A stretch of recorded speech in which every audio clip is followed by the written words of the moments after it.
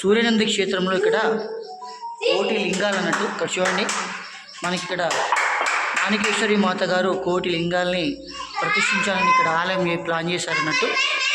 ఇక్కడ ఇవన్నీ మనం చూడొచ్చు, ఎంత చక్కగా లింగాలన్నీ ఇక్కడ అరేంజ్ చేయబడినాయి.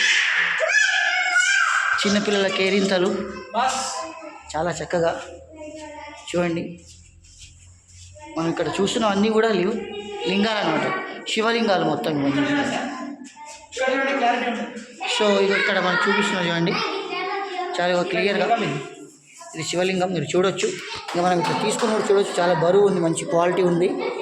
ఒక్కొక్కటి కూడా మీరు చూసుకుంటే చూడండి, ఇట్లా మంచి క్వాలిటీతో ఉన్నాయి ఒక్కొక్కటి కూడా.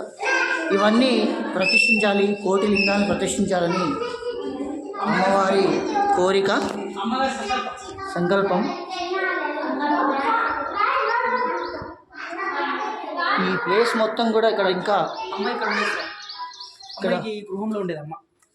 ఈ గృహంలో మాణికేశ్వరి మాత గారు తపస్సు చేస్తూ ఉండేది. ఇక్కడ తపస్సు చేసినారట. ఓకే, ఇక్కడ ఉంది కదా సార్ ఈ పెద్ద గుడి, ఈ ముందర ఉన్నట్టు ఈ చెట్టు అంట, దాంట్లో అమ్మ చివరి దశలో ఉన్నది అమ్మ. ఓకే, అక్కడ నుంచి దర్శనం ఇస్తున్నారు.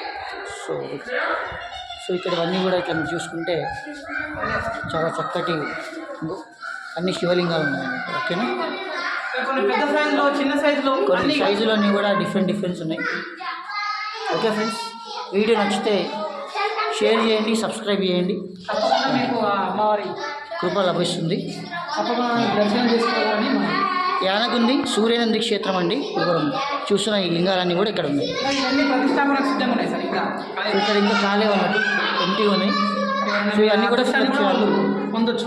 సో ఇట్లా ఎవరైనా డొనేట్ చేసే వాళ్ళు ఉంటే కూడా డొనేట్ చేయొచ్చు. ఓకేనా, థ్యాంక్ యూ ఫ్రెండ్స్, మీరు అక్కడ ప్రతిష్ఠించుకోవచ్చు. Thank you.